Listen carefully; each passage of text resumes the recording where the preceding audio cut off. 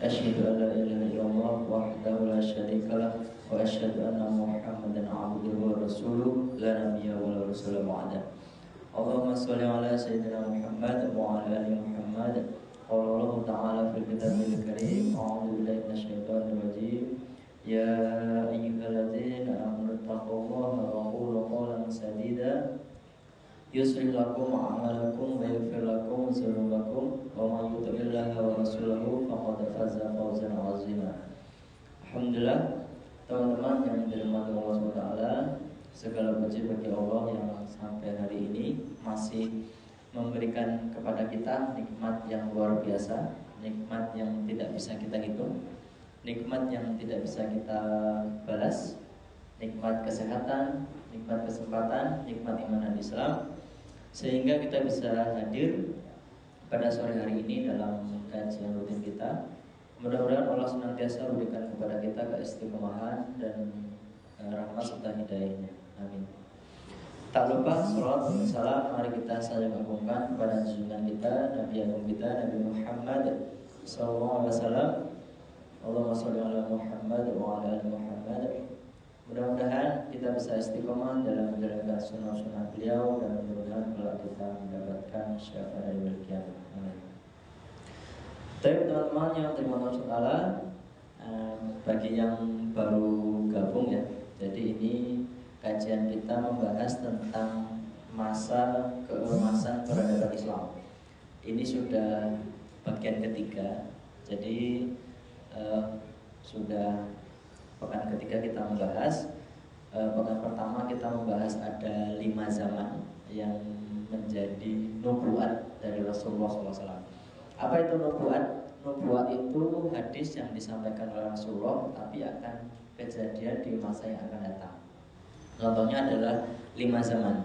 Jadi Nabi SAW menyampaikan ada 5 zaman atau 5 fase. Yang pertama adalah fase kenabian, yaitu masa Rasulullah menjadi nabi, kurang lebih ada 23 tahun. Lalu setelah itu dilanjutkan oleh masa Khulafaur Rasyidin. Siapa saja? Abu Bakar, Umar, Utsman, Ali. Bukan Ridho ya. Nah itu berlangsung kurang lebih 30 tahun. Khulafaur Rasyidin memimpin. Dan pada saat itu ketika Khulafaur Rasyidin memimpin, salah satu khalifahnya yaitu Umar bin Khattab itu bisa menguasai kurang lebih sampai 1/3 dunia atau 2/3 dunia. Masya Allah. Setelah itu dilanjutkan pada zaman Mulkan Adon. Mulkan Adon itu adalah kerajaan yang menggigit. Jadi sistem pemerintahan pada saat itu bukan lagi khalifah, tapi kerajaan. Makanya pemimpinnya pada saat itu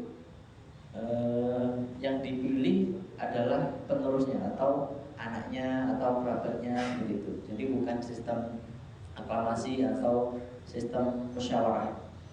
Nah ini bukan adlon. Bukan adlon itu meliputi Bani Umayyah, Bani Abbasiyah dan juga Turki Utsmani. Nah, itu zaman ketiga. Dan zaman keempat itu ada Mulkan Jabarian. Mulkan Jabarian itu kekuasaan diktator. Zaman keempat itu terakhir pada tahun 1924. Nah, jadi Mulkan Adon itu berakhir pada tahun 1924. Berakhirnya Mulkan Adon berarti masuk pada fase Mulkan Jabariyah 1924. Nah, kita saat ini sudah berada di fase yang keempat. Nah, ketika sudah fase yang kelima, yaitu khilafah manhaj an-nubuwah, jadi sistemnya sudah khalifah lagi, dan pemimpin Islam di dunia itu hanya satu, maka setelah itu selesai akan kiamat. Jadi kita sudah pada fase keempat, seperti itu. Nah, sebelumnya pekan kedua kita sudah membahas apa saja faktor-faktor keberhasilan, faktor-faktor kemajuan. Di antaranya ada agama Islam itu sendiri.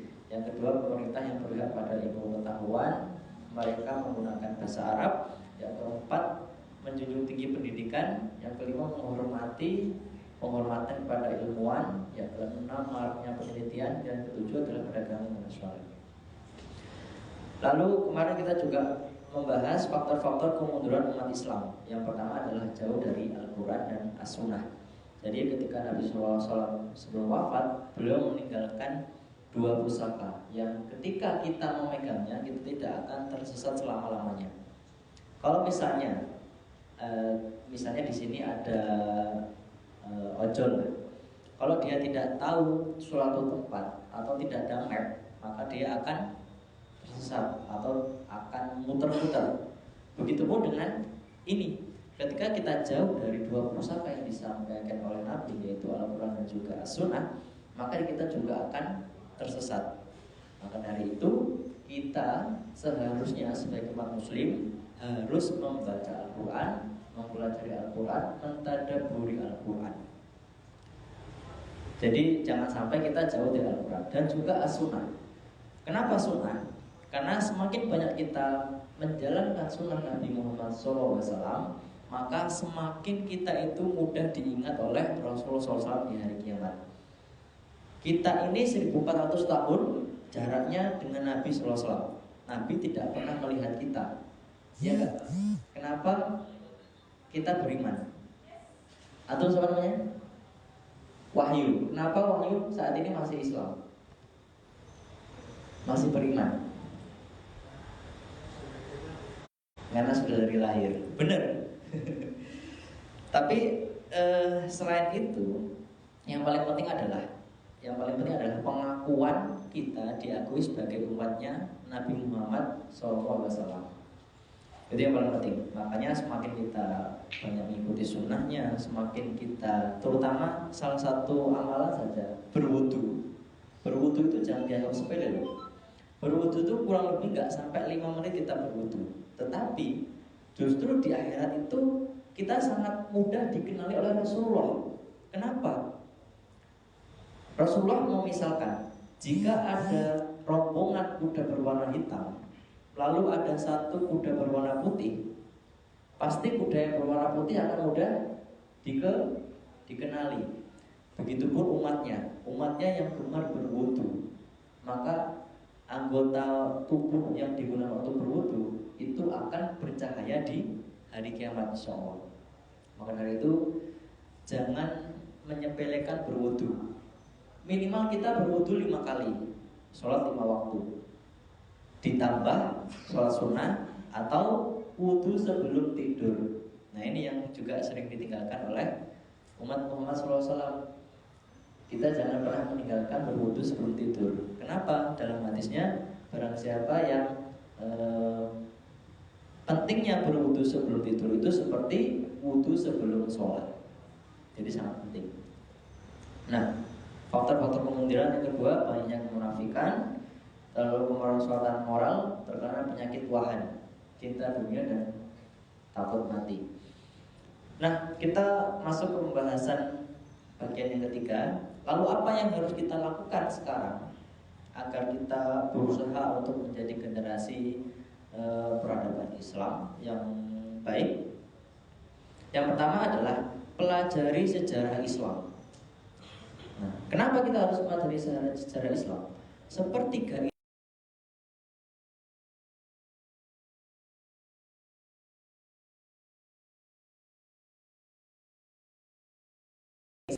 pasti mereka menjelaskan bahwasanya setengah dari isi dari Al-Quran adalah sepertiga isi Al-Quran adalah kisah, atau bisa mengetahui kisahnya Namrud, kisahnya Fir'aun, kisah Nabi Khidir, kisah Nabi Musa.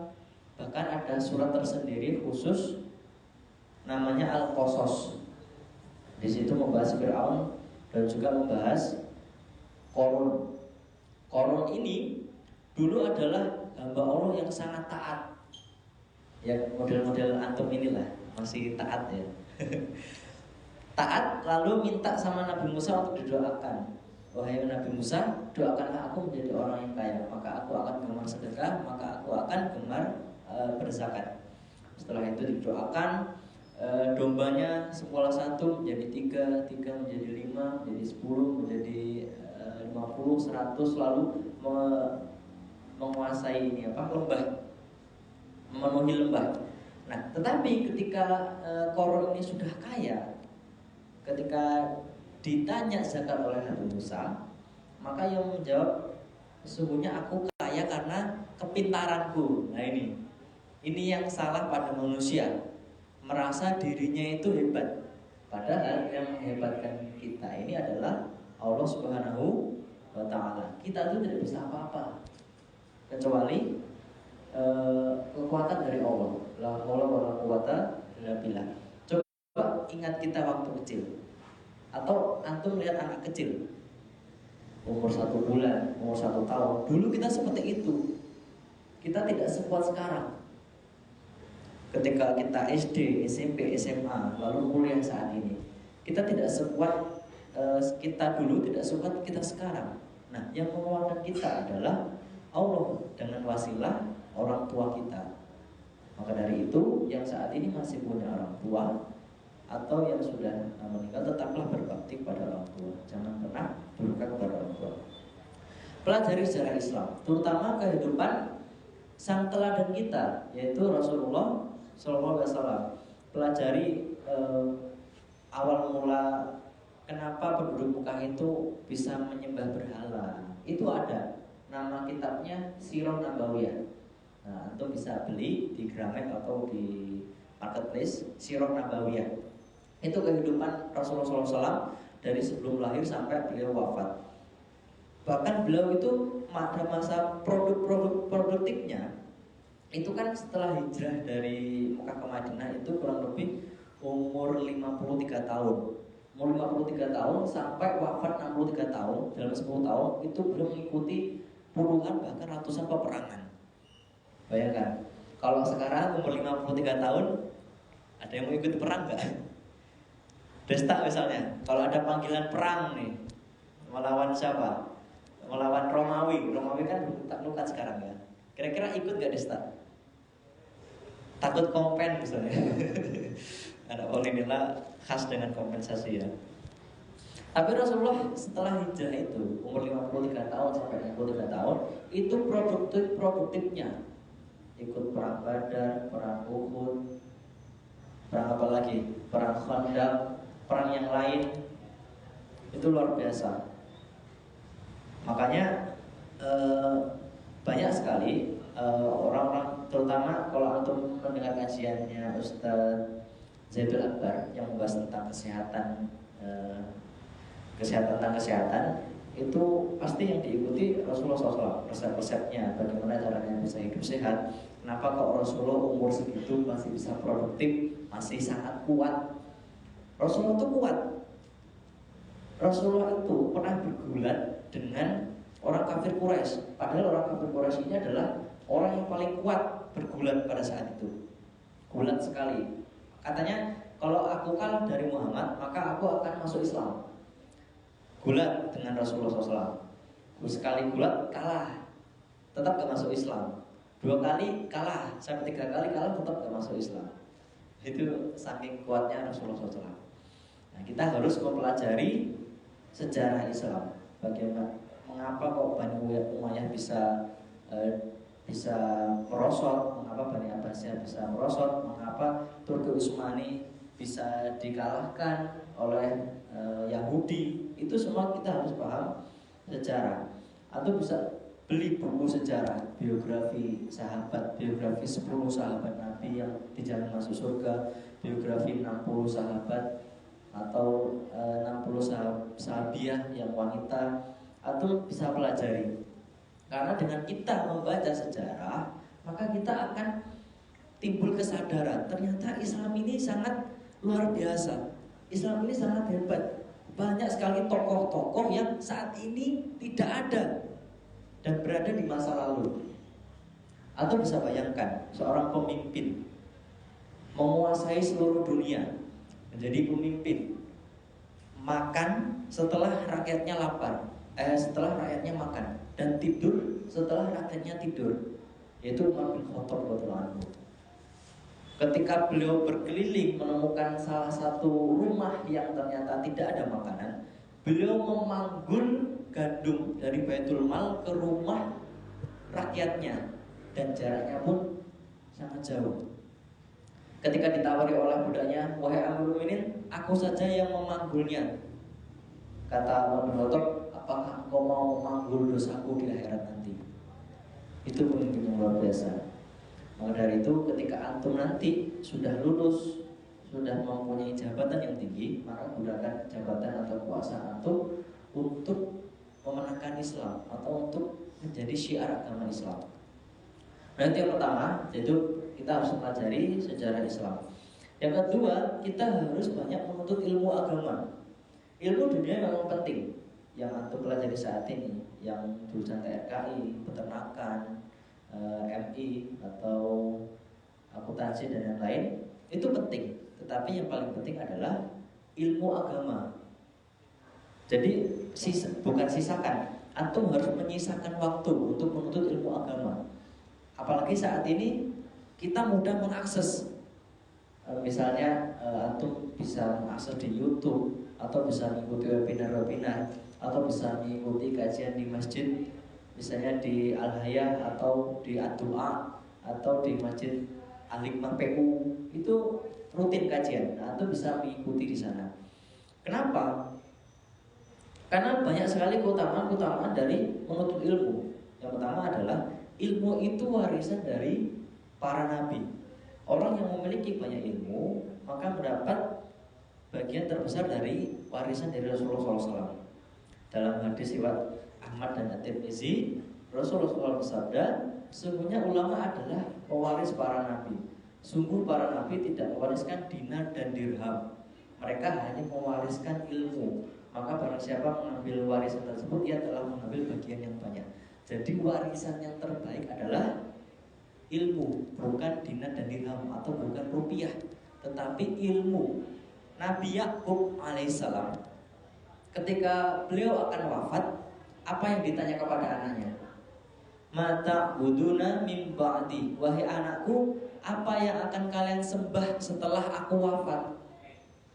Jadi bukan mata kuluna min ba'di, bukan apa yang akan kalian makan setelah aku wafat, bukan harta, tetapi akidah dan juga ilmu. Itu yang paling penting. Tidak mungkin anaknya bisa mengatakan, wahai ayahku, aku akan menyembah Tuhan yang kamu sembah. Kalau anak itu gak punya ilmu, tidak mungkin.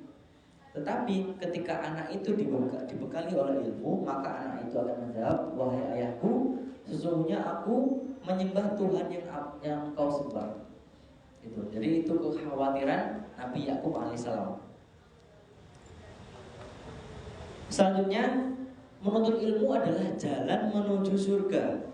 Dalam sabda Rasulullah SAW, barang siapa yang menempuh suatu jalan untuk mencari ilmu, maka Allah akan mudahkan untuknya jalan menuju surga.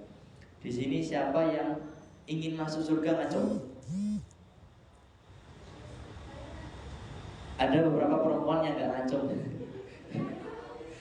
Pada kamu masuk surga, Pak? Pengen masuk surga semua ya? Mau.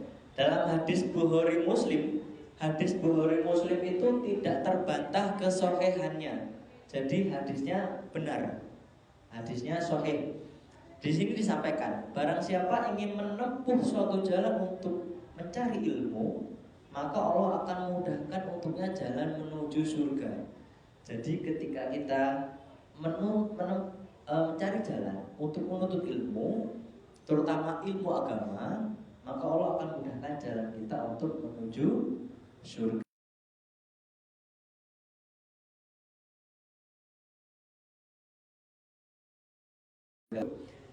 Dalam hadis disampaikan, ada seseorang yang dia itu paling sengsara di dunia.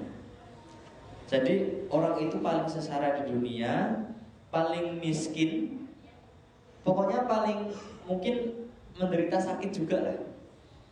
Jadi paling sengsara, paling miskin, mungkin juga sakit parah.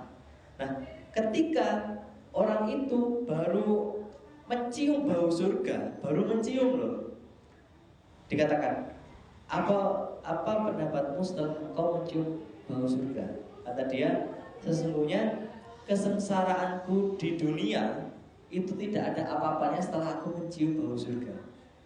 Coba bayangkan, baru mencium loh, belum masuk surga Firdaus yang paling tinggi, yang melihat wajah Allah tanpa hijab, Insya Allah itu luar biasa. Dan itu baru mencium. Makanya kita itu terkadang menyepelekan ilmu agama.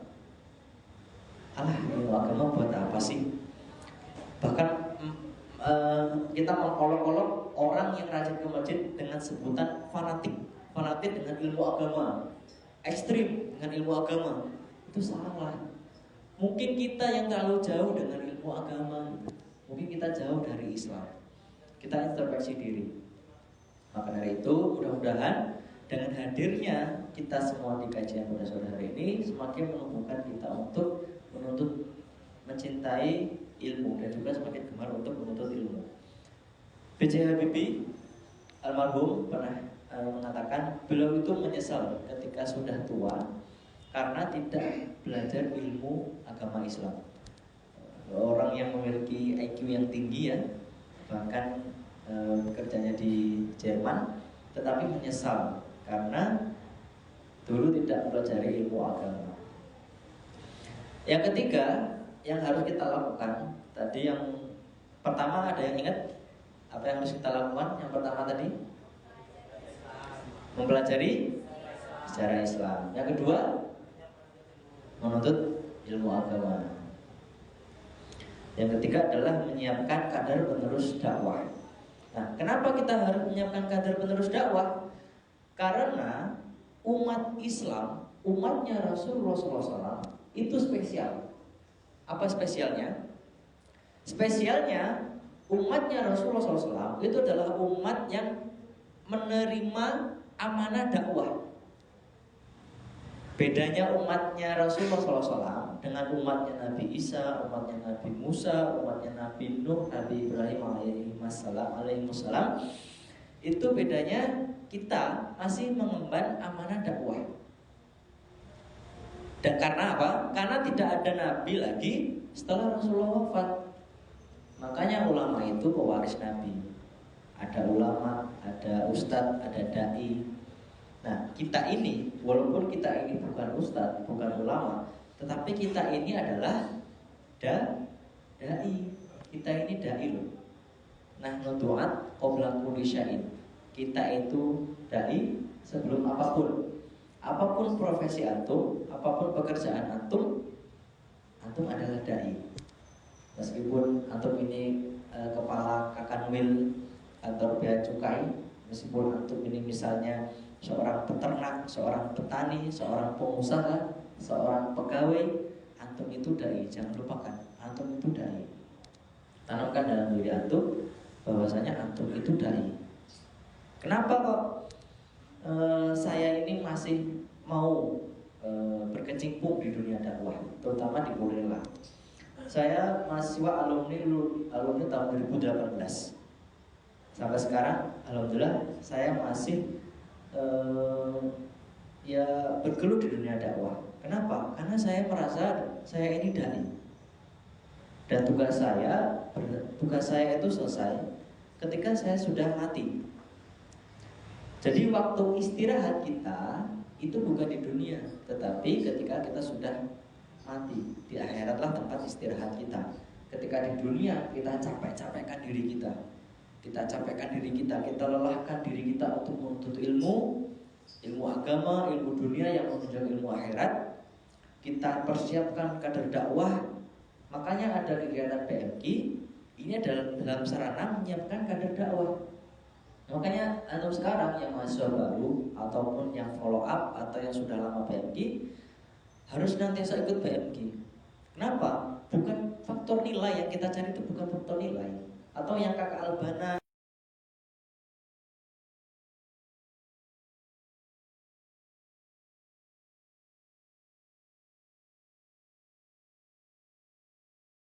di 700 sampai 800 tahun.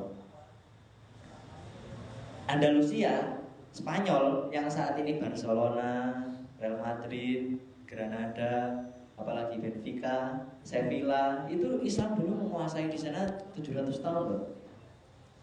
Dan sekarang ketika Islam ditanya, ketika orang sana ditanya, dulu di sini di Spanyol itu Islam pernah menguasai, tapi dulu. Nah, kita nggak mau di kampus ini. Dulu di kampus Polinela ini ada UKM Albana, tapi dulu, sekarang nggak ada. Kita nggak mau seperti itu. Makanya kita senantiasa menyiapkan kader dakwah. Dengan adanya PMQ, nah itu salah satu sarana kita untuk menyiapkan kader dakwah. Nanti yang jadi binaan itu nanti membina. Ketika binaan itu sudah semester 3 atau semester 5, itu membina adik-adiknya. Membina adik-adiknya untuk menjadi penerus dakwah. Karena antum itu seorang dai. Itu yang ketiga. Yang keempat adalah muhasabah diri. Nah, ketika hal tadi sudah kita lakukan, kita sudah memahami sejarah Islam, kita sudah menuntut ilmu, lalu kita sudah menyiapkan kader penerus dakwah, maka hal keempat yang kita lakukan adalah muhasabah diri. Apa muhasabah diri? Muhasabah diri itu introspeksi diri. Apa saja dosa yang sudah kita lakukan pada hari ini? Muhasabah diri itu bisa kita lakukan di waktu sebelum tidur, atau ketika qiyamul lail, ketika tahajud jam 3, jam 4, ketika sholat tahajud dan juga witir atau qiyamul lail, itu kita bisa muhasabah diri, terutama sebelum tidur. Sebelum tidur itu kita dianjurkan untuk muhasabah diri. Kenapa? Karena Rasulullah SAW pernah menyampaikan kepada Sayyidah Aisyah radhiyallahu anha, wahai Aisyah, lakukanlah 4 hal ini sebelum tidur. Apa saja? Yang pertama, menghatamkan Al-Quran. Yang kedua, membaca sholawat.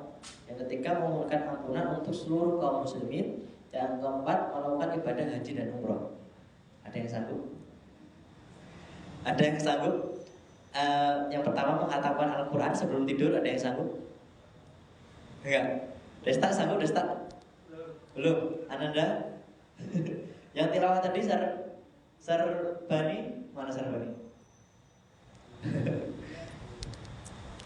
Tapi ini harus dilakukan sebelum tidur. Membaca salawat. Yang keempat tadi melakukan ibadah haji dan umroh. Nah, dalam hadis disampaikan keempat perkara ini sangat tidak mungkin untuk dilakukan menjelang tidur. Tetapi ibadah ini dianjurkan bukan untuk memberkahi umatnya, karena Nabi SAW memberikan jalan pintas yang sangat bermanfaat agar semua umatnya dapat mengamalkan. Sebagaimana sabda dari Nabi Muhammad SAW, tadi sudah disampaikan, setelah mewasiatkan 4 hal tadi, Nabi kemudian melanjutkan sholat malamnya, dan Sayyidah Aisyah sendiri berada di tempat tidur seraya menunggu Nabi. Setelah Nabi SAW menyempurnakan sholatnya, Sayyidah Aisyah langsung bertanya, wahai Rasulullah, demi bapak dan ibuku, engkau perintahkan aku melakukan 4 perkara yang saat ini tidak mampu aku melakukannya. Mendengar pertanyaan Aisyah ini, Nabi lalu tersenyum dan beliau menjelaskan, jika kamu membaca surat Al-Ikhlas sebanyak 3 kali, maka pahalanya sama dengan menghatamkan Al-Quran. Berat apa ringan? Berat apa ringan? Jadi ringan ya. Tapi ada sahabat Nabi yang menghatamkan Al-Quran dalam waktu 1 malam. Utsman bin Affan. Utsman bin Affan itu sholat witir itu cuma 1 rakaat. Cuma 1 rakaat, tapi yang dibaca 30 juz. Masya Allah. Jadi beda level kita dengan sahabat Nabi. Kita mungkin baca juz 1 sambil baca Quran aja sudah berat ya, apalagi 30 juz. Yang pertama, apa tadi? Membaca surat Al-Ikhlas sebanyak 3 kali, pahalanya sama dengan menghatamkan Al-Quran. Tapi kalau bulan Ramadan jangan cuma baca Al-Ikhlas saja, usahakan khatam. Jika kamu, yang kedua, jika membaca sholat kepadaku dan juga para nabi sebelum aku, maka kami semua akan memberikan syafaat kepadamu di hari kiamat. Nah, jangan remehkan sholawat Nabi. Allahumma sholli ala Muhammad wa ala ali Muhammad, Allahumma sholli ala Sayyidina Muhammad wa ala ali Muhammad. Maka jika kita banyak bersolawat, maka kita bisa mendapatkan syafaat dari Nabi SAW. Syafaat itu pertolongan. Selain itu, teman-teman yang soleh itu juga bisa memberikan syafaat. Makanya jangan remehkan teman yang soleh. Kalau ada teman yang mengingatkan antum sholat, jangan dianggap sok soleh, jangan dikatakan sok suci. Tapi justru itulah teman yang bermanfaat bagi antum. Teman yang bisa mengajak pada kebaikan. Bisa jadi mereka itu yang bisa memberikan sahabat kepada kita. Mungkin ketika kita auzubillah sudah gosong di neraka, lalu ada sahabat yang kangen dengan kita. Ya Allah, kemana si fulan? Kata Allah, si fulan lagi disisa di neraka, sudah gosong. Ya Allah, aku kangen dia, dulu pernah hadir ikut kajian di Albana. Maka angkatlah ya Allah dari neraka, masuklah ke surga bersamaku. Lalu ketika sudah gosong diambil, masuk ke dalam surga. Insya Allah. Itulah fungsinya kita memiliki teman yang soleh. Maka perbanyak teman yang soleh atau solehah. Yang ketiga, jika kamu mohonkan ampunan untuk seluruh kaum muslimin, maka mereka semua akan ridho kepadamu. Rabbana ighfir lana wa li ikhwanina alladzina sabaquna bil iman wa la taj'al fi qulubina ghillan ladzina amanu rabbana innaka ra'ufur rahim. Kalau belum hafal bisa cari. Jika kita memohonkan ampun untuk seluruh kaum muslimin, maka mereka semua akan ridho kepada kita. Jika kita mendoakan saudara kita, sementara saudara kita tidak tahu kalau kita mendoakan, maka malaikat akan mengaminkan. Pengen diamini malaikat? Mustajab gak kalau diaminkan malaikat? Mustajab. Makanya kita banyak mendoakan saudara kita. Misalnya si Wahyu tadi, sebelahnya siapa? Apa? Bagas. Nah misalnya Wahyu pelan-pelan mendoakan Bagas. Ya Allah, lancarkanlah rezeki Bagas, mudahkanlah kuliahnya, mudahkanlah segala urusannya, mudah-mudahan mendapatkan jodoh yang solehah gitu. Diamini ge? Mendoakan tanpa sepengetahuan Bagas. Nah itu malaikat akan mengaminkan dan juga mendoakan kembali Wahyu. Jadi berbanyak kita mendoakan saudara kita. Nggak rugi. Ada sahabat Nabi ketika pada saat itu Rasulullah sedang berkumpul dengan sahabat. Lalu Rasulullah bertanya, bersabda, sebentar lagi akan ada penghuni surga. Ada sahabat yang masuk. Hari kedua, sebentar lagi ada penghuni surga. Sahabat yang sama. Sampai hari ketiga, sebentar lagi ada penghuni surga. Sahabat itu sama orangnya. 3 hari dijuluki Rasulullah penghuni surga. Lalu ada sahabat yang datang ke rumahnya, mengaku kalau bertengkar dengan ayahnya, tapi karena ingin melihat amalnya orang itu. Hari pertama dilihat amalnya biasa saja, hari kedua biasa saja, ya sholat wajib, ya tahajud biasa saja, hari ketiga ya biasa saja. Lalu akhirnya hari ketiga itu berkata kepada tuan rumah yang dikatakan penghuni surga, sesungguhnya aku telah berbohong kepadamu bahwa aku telah bertengkar dengan ayahku. Tetapi sesungguhnya aku mendengar sabda Rasulullah SAW yang mengatakan engkau adalah penghuni surga. Maka beritahukan kepadamu apa amalan yang engkau lakukan. Kata orang tadi, ya amalku biasa saja, gak ada yang spesial. Oh mungkin yang dimaksud Rasulullah adalah sebelum tidur aku selalu mendoakan umat muslim, mendoakan ampunan kepada mereka. Ya Allah ampunilah fulan, ya Allah ampunilah Wahyu, ampunilah Bagas, ampunilah Ridho. Sebelum tidur kita memohon ampun kepada mereka. Hanya meminta ampun loh, gak ada semenit. Rabbana ighfir lana wa li ikhwanina alladzina sabaquna bil iman, dan seterusnya kita berdoa, kita mohon ampun kepada kaum muslimin agar diampunkan dosanya. Itu yang ketiga. Yang keempat, jika kamu membaca subhanallah walhamdulillah wala ilaha illallah wallahu akbar, maka kamu telah melakukan haji dan juga umroh. Mungkin kita saat ini susah untuk melakukan umroh apalagi haji. Tetapi dengan amalan subhanallah walhamdulillah wala ilaha illallah wallahu akbar, maka kita seperti melakukan haji dan juga umroh. Bisa kita ulangi, subhanallah walhamdulillah wala ilaha illallah wallahu akbar. Maka kita seperti melakukan haji dan juga umroh. Kita amalkan. Apa tadi yang pertama? Membaca surat Ikhlas sebanyak 3 kali. Itu seperti menghafal Al-Quran. Yang kedua, bersolawat Nabi. Yang ketiga, memohonkan ampun kepada umat muslim. Yang keempat membaca subhanallah walhamdulillah wala ilaha illallah wallahu akbar. Mari kita amalkan. Saya menyampaikan belum tentu senantiasa mengamalkan, tapi saya untuk terus berusaha untuk selalu mengamalkan dan juga menyampaikan kepada semua. Nah, itu yang keempat. Yang terakhir adalah perbaiki ruhiyah. Apa itu ruhiyah? Ruhiyah itu adalah ibadah-ibadah.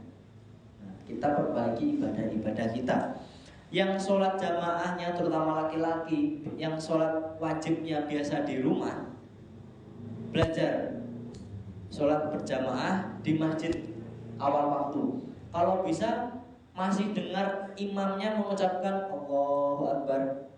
Karena kata Nabi SAW dan juga disampaikan oleh para ulama, barang siapa yang 40 hari sholat berjamaah bertemu dengan takbirnya imam, maka dia akan terhindar dari kemunafikan. 40 hari berarti 5 waktu kali 4 berapa? 200 kali sholat ya. Kurang lebih seperti itu. 200 kali sholat. Susah ya. Tapi terhindar dari kemunafikan. Kenapa kok munafik? Innallaha jami'ul munafiqina wal kafirina fi jahannam jami'a. Sesungguhnya Allah akan mengumpulkan orang-orang munafik dan juga kafir bersama-sama di neraka jahanam. Makanya jangan remehkan munafik. Alhamdulillah. Makanya kita berdoa, Allahumma inni a'udzubika minan nifaq.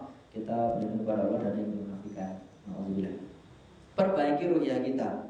Mulai dari sekarang kita dawamkan, kita niatkan dalam diri kita, aku pengen sholat jamaah 5 waktu di masjid. Ayo yang laki-laki berkata, saya ingin sholat berjamaah awal waktu di masjid. Kita usahakan. Mungkin yang agak berat subuh ya. Subuh itu agak berat. Tetapi kalau kita niatkan, maka insya Allah bisa. Mulai dari yang ringan-ringan dulu. Zuhur misalnya. Zuhur kan masih kuliah. Zuhur, asar nggak ada yang tidur sore kan. Maghrib apalagi, isya. Setelah itu ya belajar lah, baru belajar mengerjakan tugas. Kalau subuh belum bisa ya pelan-pelan nggak apa-apa. Misalnya seminggu 7 kali, subuhnya 3 kali dulu nggak apa-apa. Pelan-pelan. Yang penting ada proses. Kita perbaiki ruhiyah. Kalau wajibnya sudah bagus, sholat wajibnya sudah berjamaah di masjid, maka tambah sholat sunnahnya, qobliyah ba'diyah. Kita laksanakan 12 rakaat qobliyah ba'diyah atau rawatib. 2 rakaat sebelum subuh, 4 rakaat sebelum zuhur, 2 rakaat setelah zuhur, 2 rakaat setelah maghrib, dan 2 rakaat setelah isya. 12 rakaat ini. Siapa yang rutin mengerjakan sholat sunnah rawatib 12 rakaat, maka Allah akan membangunkan istana di surga. Walau suap, mungkin itu yang bisa saya sampaikan. Mungkin tanya jawab cukup ya sampai setengah 6. Jika ada yang bertanya, tafadhol.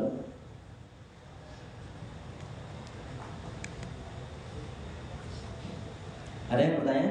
Awat? Kalau misalnya ada yang bertanya, saya jawabnya belum pas di hati, ya maklumkan ya, mohon dimaklumi karena saya bukan ustadz, saya hanya kakak kelas antum semua, sudah alumni, hanya sharing-sharing saja. Tafadhol kalau ada pertanyaan.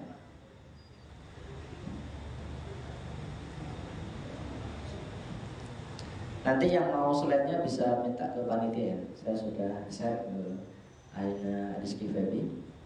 Materinya lengkap dari awal sampai akhir. Ada pertanyaan? Tafadhol, Robi. Kalau seandainya kita sholat untuk bacaan sholat itu pakai Allahumma sholli ala sayyidina atau Allahumma sholli ala Muhammad. Nah, yang pertama, ketika kita melaksanakan sholat, bacaan sholat itu kan rukun ya. Jadi ketika kita mengerjakan yang rukun, itu mutlak yang dicontohkan oleh Nabi SAW. Kalau saya mendengar para penjelasan ulama dan juga saya membaca buku, antum bisa beli buku sifat sholat Nabi, ada karya Syekh Albani rahimahullah taala. Di situ juga dijelaskan juga anak juga ada mendengar dari ceramah-ceramahnya para ulama ketika tahiyat akhir itu yang dibaca Allahumma sholli ala Muhammad wa ala ali Muhammad kama sholli ala Ibrahim wa ala ali Ibrahim wa barik ala Muhammad wa ala Muhammad kama barakta ala Ibrahim wa ala ali Ibrahim. Jadi tidak ada sayyidinanya. Tetapi di luar itu, di luar sholat, ketika antum ingin membaca pakai sayyidina itu tidak masalah. Ini namanya khilafiyah, masalah khilafiyah, furu', masalah cabang. Jadi sampai kiamat pun kalau ini didebatkan nggak sampai selesai. Tapi ketika sholat itu mutlak menggunakan Allahumma sholli ala Muhammad wa ala Muhammad. Tapi kalau antum punya dalil yang menggunakan sayyidina itu tafadhol. Tapi kalau anda mendengar para penjelasan para ulama dan juga membaca buku itu menggunakan Allahumma sholli ala Muhammad wa ala Muhammad. Tapi di luar itu ketika itu bersolawat menggunakan sayyidina nggak masalah. Allahumma sholli ala sayyidina Muhammad wa ala ali Muhammad. Wallahu a'lam.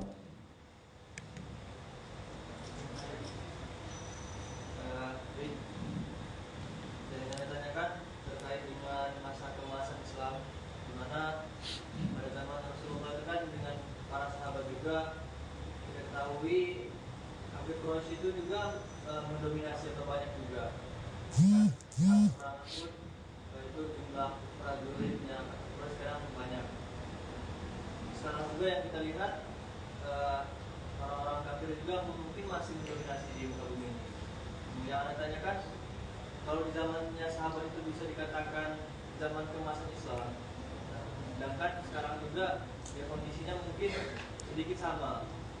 Nah, seperti apakah kadar kita bisa mengatakan bahwa kemasan Islam tersebut, masa kejayaannya, apakah bisa kita raih sekarang, dan kalaupun misalnya teraih sekarang untuk masa saat ini, itu seperti apakah tanda-tandanya? Baik, pertanyaannya bagus. Allah Subhanahu wa berfirman, "A'udzubillahi minasyaitonir rajim. Kuntum khairu ummah ukhrijat lin-nas ta'muruna bil ma'ruf wa tanhauna 'anil munkar wa tu'minuna billah." Kuntum khairu ummah. Kalian itu sebaik-baiknya umat. Kenapa kalian sebaik-baik umat? Ta'muruna bil ma'ruf. Engkau menyampaikan yang ma'ruf, wa tanhauna 'anil munkar, dan engkau mencegah yang munkar, wa tu'minuna billah, dan antum kalian beriman kepada Allah. 3 ciri ini juga dikatakan kuntum khairu ummah. Tetapi kuntum ini masa lampau yang memang disematkan pada Rasulullah dan juga para sahabat. Seperti itu. Kalau kata-kata kalian ini menyeluruh, harusnya antum khairu ummah, misalnya gitu. Tapi ini kuntum masa lampau.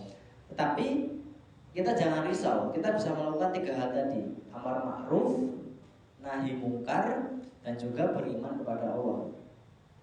Ketika orang non-muslim mereka melakukan amar ma'ruf, mereka menyampaikan kebajikan, mereka bersedekah, mereka berkorban, atau mereka mencegah kemungkaran, tetapi mereka tidak beriman kepada Allah, maka doa ini tertolak. Makanya kalau kita amar ma'ruf dan juga nahi mungkar, lalu kita beriman kepada Allah, maka insya Allah kita bisa dikatakan khairu ummah, sebaik-baik umat. Ada kabar gembira, Rasulullah SAW pernah bersama dengan para sahabat. Wahai sahabatku, sesungguhnya aku rindu kepada saudara-saudaraku. Lalu sahabat bertanya dengan nada cemburu. Sahabat itu gampang cemburuan kepada Rasulullah. Rasul mengatakan, sesungguhnya aku rindu kepada saudara-saudaraku. Sahabat bertanya, wahai Rasulullah, bukanlah kita ini saudara-saudaramu? Kata Rasul, bukan, kalian bukan saudaraku, kalian itu sahabat-sahabatku. Siapa saudaramu ya Rasulullah? Saudaraku adalah mereka yang beriman kepadaku tetapi tidak pernah melihatku. Jadi Rasul SAW itu rindu kepada umatnya yang beriman kepadanya, tapi tidak pernah melihatnya. Jadi Rasul itu rindu kepada kita.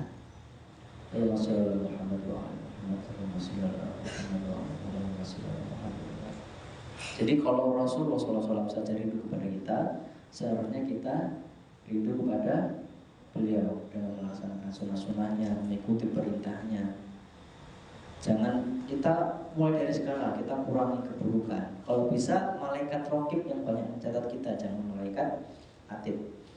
Nah, terkait pertanyaan tadi, kalau ukurannya saya kurang paham, tetapi kita bisa melakukan 3 hal tadi. Ketika kita menjadi khairul umat, maka kita harus melaksanakan amal ma'ruf, nahi munkar, dan juga beriman kepada Allah Subhanahu wa taala. Kalau kita ingin menjadi zaman keemasan, mungkin kembali kepada zaman tadi, maka mungkin akan kembali ke fase yang kelima, zaman yang kelima tadi, yaitu khilafah ala minhaj an-nubuwah. Kalau soal mungkin kita cukupkan ya, karena saya juga ada acara. Akhiri, wassalamualaikum warahmatullahi wabarakatuh.